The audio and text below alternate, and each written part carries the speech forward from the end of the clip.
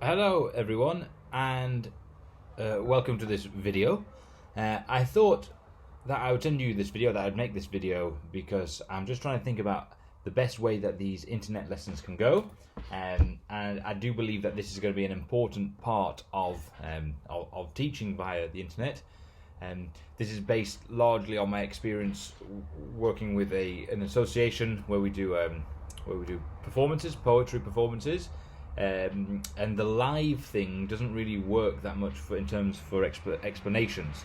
So I'd like to take this opportunity to explain some things to you and to talk to you directly, because I don't think you would listen so much over like a Blackboard Collaborate session. So that's what I'm doing now, and so I'll be sending you to this video just before the class, and if there are any questions, we'll discuss this during the class. Okay. In presentations, which you'll be doing not this week but the week after, because we weren't ready for this week, okay? In presentations, there are a few things that I want to talk to you about, okay? And the first one, there are two parts. The first part is structure, and the second part are some tips that I'm going to give you. So for structure of presentations, I'll go through it like this. You have obviously the introduction, the development, and then the conclusion. Okay, the introduction, the development, and then the conclusion. What should you put in the introduction? Okay, when doing an introduction, it's really important to explain at the beginning why you were talking about this subject. Okay, so you are telling us why are you asking the question. Okay, and so say if we take the example that we've got from Ahmed and Clément, who are doing about the progress of technology and asking whether it's a good thing. You might say, well, I read an article about the damage done to the rainforests, and that this damage was increased by like better technologically more technologically advanced vehicles.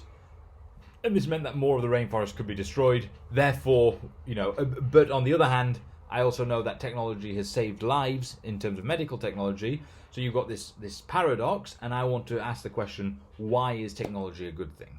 Okay, so that there you are answering the question. Another example would be video games, as done by Redan and Arthur. Okay, video games. Was there a moment when you were playing a video game when you got so lost in the story of the video game that you thought, wow, that was a really good experience, and that really fired up my imagination, like that. And so you want to say, right, video games clearly have an ability to tell a story, so we're going to look at why this is the case. All right, so you tell us why you were talking about this particular subject, but then in the next part of your introduction, you're going to say, like, okay, so progress of technology, yes, but here are the points that we're going to make, or here's the position, here's the perspective that we're going to take. All right, so essentially in your introduction, you want to get because it's me, because I'm the one marking you want to get me interested in your presentation. Okay, you want to get me interested in your presentation, like get me thinking, oh yeah, that's good, I hadn't thought about it like that, I didn't know that was the case. All right, so you want to get me interested. The next part of your presentation will be your development. I would recommend maybe about 3 points that you want to make. Now, the points will depend on the type of presentation you are doing. All right. If you're doing an opinion piece, then you will want to provide arguments. If you are giving a history piece, then you will want to include the historical evidence there. If you were doing a compare and contrast, you might want to do the advantages and then the disadvantages. But you should still aim for about 3 points to support it. Now, here I cannot stress enough the importance of being clear. Okay, clarity is key in this section. Okay, you want to tell me what are the points you are making. So when you're thinking about it, if we take as an example the science of public health, the first point that you're going to do are changes in public health in the 20th century. Second point could be, cuts to spending over the last few years. And then the third point could be, where are we now? That makes a logical sequence. What happened in the 20th century, the cuts to spending that went on, and then what's going on now? You might want to take it further. You might want to say healthcare 800 years ago, right? Healthcare 800 years ago, healthcare 300 years ago, healthcare now. So there's that structure there, right? So that will help you with your development, getting an overall idea of the structure of the arguments that you want to say. But once you've got that overall structure, then you need to look at each individual point. So if you return to the public healthcare, your first point, my example first point was changes in the 20th century. But within that, you need to develop it. Okay. Clarity is still very, very important, but here you want to develop your points, and don't just say, "Oh yeah, there were changes in the 20th century." Boom. Okay. No, tell me what those changes were. For example, you might want to say that change in the 20th century.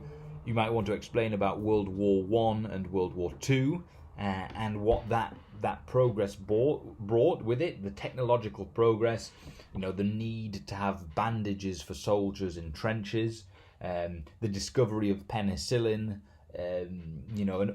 the mass training of nurses and doctors who had to go to the front, and what happened when all those doctors came back. The psychological effects of bombing and what was known as shell shock. Okay, so that would be one point within your other point there. I'm not going to go into the other points that we could make about or that I made about public health in the 20th century, but that you should just remember that what I said was one point. Okay, it wasn't the whole presentation; it was one point. All right, that is the level of complexity and of research and examples that I expect from your presentations. The last part of the structure of your essay, of your presentation, is the conclusion, obviously. Now, I don't really get conclusions, okay? I don't really know how to do them, I must admit. But I can tell you this, is that by the time you get to the conclusion, you might have lost me, okay? You might have done, okay? I might have zoned out, I might be thinking about, the complete works of William Shakespeare or something like that. And I need to be ready to ask you questions afterwards. So that means in your conclusion, don't say anything new, okay? What you should be doing in your conclusion is repeating the arguments that you have made in your development, or the main points that you want to get across, right? You want to say, if you weren't listening during the development, and we forgive you if you weren't, all right? Here are the points that I want to make, or that we want to make in our presentation. Here are the points.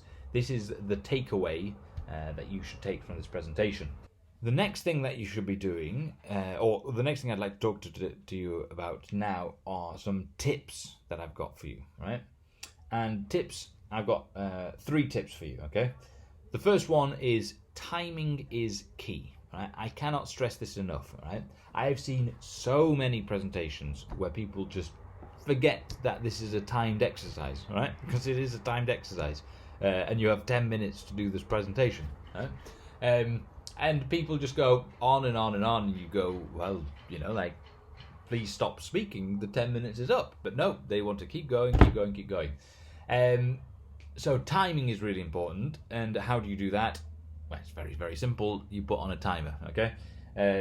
You put on a timer that you can find on YouTube, a 10-minute timer, and when 9 minutes is there, you start to get ready to finish, okay? But please, I'm begging you, time yourself, okay? Practice timing this presentation, okay? Now, that leads me on to my second point, which is linked to this, is that I strongly recommend that you do not read from a script, all right? And that you make notes, okay? And you read from the notes like that. Why? First of all, it's linked to the timing thing. If you've written a script that's far too long, and you want to finish it at the end, you've only got like 30 seconds, but you know you've got a little bit left, and you want to go through it, then you will go over 10 minutes, and you will speak quickly, and it will be bad. Okay. Another thing is that when people read from scripts, it's really boring. Okay. I'm not engaged. If someone's just reading from a script and they're going, da da da da, yeah, this is the history of the da da da da da, I get bored. Okay, I don't just get bored. Everyone gets bored. Okay, and finally is that like that's again not part of this test, right? I'm not testing you on your ability to read a written text. Okay, I think you can all do that, right? Maybe. What I'm testing you on is your ability to present, to have ideas, and to share with people your ideas and what you want to say. That's what I'm testing you on. Okay, so please avoid a written script as much as you can. And finally, I'd like to talk about slides or diaporama. Okay, the slides. Please avoid what's known as death by PowerPoint. Okay. When people have these just like long texts. Okay, so here we go, long text on the slides, and they just read out from the slides. That's so boring. Okay, so I would recommend this no more than 10 slides. Okay, no more than 10 slides, and when you're doing the font, the font size, the text size, no less than 30 points. Okay, so that you can't get lots of information on one slide. Okay, so no more than 10 slides, no less than 30 points. All right, slides get images on there, graphs, quotes. Don't give me your points. The slides are a visual support system, and they should help your presentation visually. All right, so that's my tips: timing, no script, and be very careful with what you put on your slides. Okay, and that should be enough for you to work with and to get your presentation together. All right, so thanks for watching, and we'll discuss the contents of this in class. Okay, and I'll see you soon. Goodbye.